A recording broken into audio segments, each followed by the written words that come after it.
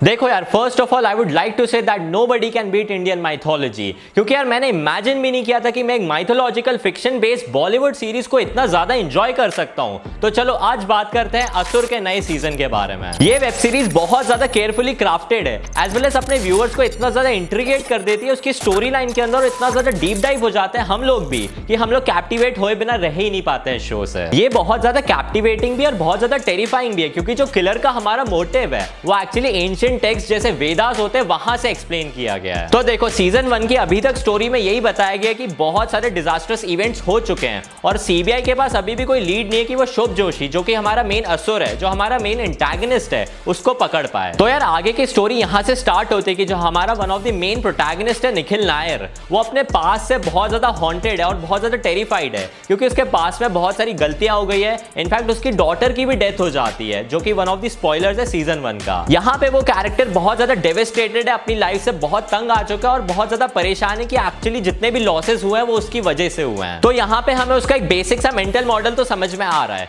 On the other hand जो हमारा दूसरा मेन प्रोटैगनिस्ट है, विच इज धनंजय राजपूत, उसको अपने टॉर्मेंटिंग पास्ट को एस्केप करने के लिए स्पिरिचुअलिटी का रास्ता अपनाना पड़ रहा है।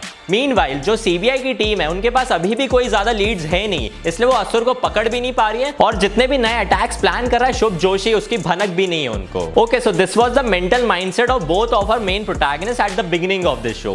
अब जो मेन शो का कॉन्सेप्ट आता है वो ये है कि जो आर्टिफिशियल इंटेलिजेंस है, human behaviour as well as predictions, इन तीनों का ब्लेंड करके जो एक नैरेटिव होता है माइथोलॉजी का, उसको ब्लेंड करके उन्होंने जिस हिसाब से स्टोरी बिल्ड की है, I think it is genius. On the plus point, जो उन्होंने कली से लड़ने के जो एक कल्कि का अवतार प्रोपेगेट किया है सीरीज के अंदर, जो कि एक्चुअली में लॉर्ड विष्णु का इनकारनेशन है, I think that was very much marvellous. जैसे उन्होंने माइथोलॉजी के कॉन्सेप्ट्स उठा के रियल वर्ल्ड में ब्लेंड किए हैं, I think it is pure genius. और ये जीनियस इसलिए क्योंकि तुम्हें ये शो एक्चुअली ह्यूमन नेचर के बारे में बहुत कुछ सिखाता है, एज वेल एज तुम्हें ये भी लगने लगेगा कि यार क्या सही में ये चीज सही है या ये चीज गलत भी हो सकती है। ऑन द अदर हैंड तुम्हें ये भी लगने लगेगा कि जो कली का अवतार है वो एक्चुअली सही भी हो सकता है और गलत भी हो सकता है। सेकंड, वो तुम्हें अपनी प्राइवेसी की इंपॉर्टेंस भी बहुत ज्यादा सिखाती है, क्योंकि जितने भी सोशल मीडिया एप्स होते हैं और जितने भी कंपनीज होती है, उनको तुम जो अपना प्राइवेट डेटा देते हो, तुम उसका मिसयूज होते हुए भी देख सकते हो अपनी लाइफ में। और थर्ड चीज ये है कि ये शो स्पिरिचुअलिटी को भी और ज्यादा एक्सप्लोर करने की कोशिश करता है, क्योंकि एट द एंड इंसान को चाहिए क्या,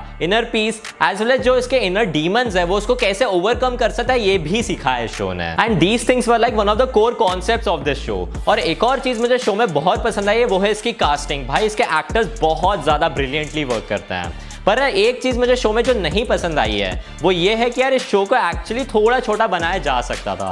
लाइक अभी इसके 8 एपिसोड्स हैं, वो उसको अगर 6 एपिसोड्स में रख के थोड़ी उसकी टाइट एडिटिंग कर देते ना तो आराम से शो वर्क कर जाता। पर अभी ना एंटरटेनिंग तो शो है, इस वजह से तुम्हें 8 एपिसोड्स भी बहुत कम लगेंगे। So this is like a plus point as well as the minus point of this show. अब मैं तुम्हें वो चीज बताऊंगा जो मुझे शो में सबसे ज्यादा बेकार लगी है, बहुत चाइल्डिश और एमेच्योरिश लगी है, विच इज नैना का कैरेक्टर। क्योंकि उसके कैरेक्टर को बहुत ज्यादा ओवर यूज किया गया है। यहाँ पे कोई भी कंप्यूटर टेक चीज रिलेटेड ठीक करनी होती है या किसी भी चीज को हैक करना होता है, वो लोग नैना को बुला लेते हैं। क्या सीबीआई एंड गवर्नमेंट के पास खुद की टेक टीम भी नहीं है कि वो नैना के ही भरोसे बैठे हुए हैं? लाइक इतने पावरफुल प्लॉट पॉइंट के साथ तुमने इतनी एमेच्योरिश सी चीज इसमें डाली ही क्यों है? क्योंकि यार तुम देखो, नैना के पास कुछ भी हो, कोई भी चीज आ जाए कहीं से भी, वो टक टक टक टक ऐसे टाइप करेगी और एकदम से सारी चीजें थोड़ी देर में सॉल्व हो जाएंगी। ये चीज स्टार्टिंग के एपिसोड्स में ठीक ठाक लग रहा था, पर हर एपिसोड में हर इन्वेस्टिगेशन में उसको बुलाने का कोई सेंस नहीं था।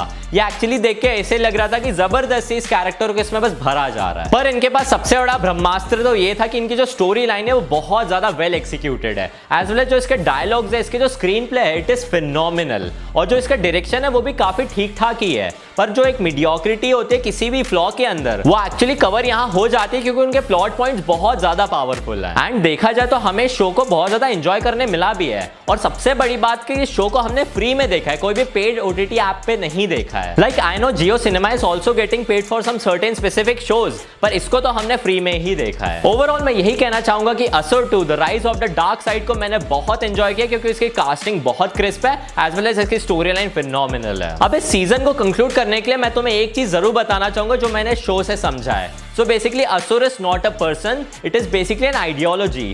सो जो आइडियाज होते हैं वो एक्चुअली लिव लॉन्ग कर जाते हैं और जो इंसान होते हैं वो मर जाते हैं। Basically ideas are immortal which is just like an असुर, क्योंकि तुम जितनी बार असुर को मारोगे उतनी बार वो जिंदा हो जाएगा, और जब असुर मरेगा तो उसको जो भी इंसान आइडियलाइज कर रहा होगा वो एक नया असुर बन जाएगा। देखा जाए तो एक बहुत ही ज्यादा पावरफुल एज वेल एज बहुत ज्यादा डार्क फिलॉसफी है। एनीवेज मैं यही कहना चाहूंगा कि जो लोग क्राइम थ्रिलर्स के बहुत ज्यादा अच्छे फैंस हैं उनको ये शो जरूर देखना चाहिए, and I am rating this show 8.7 stars out of 10। So guys I think that is it for today, और अगर तुम्हें वीडियो पसंद आए तो तुम इस वीडियो को प्लीज लाइक कर देना, और अगर चैनल पे नए आए हो तो यार सब्सक्राइब भी कर देना, and I will see you guys in the very next video.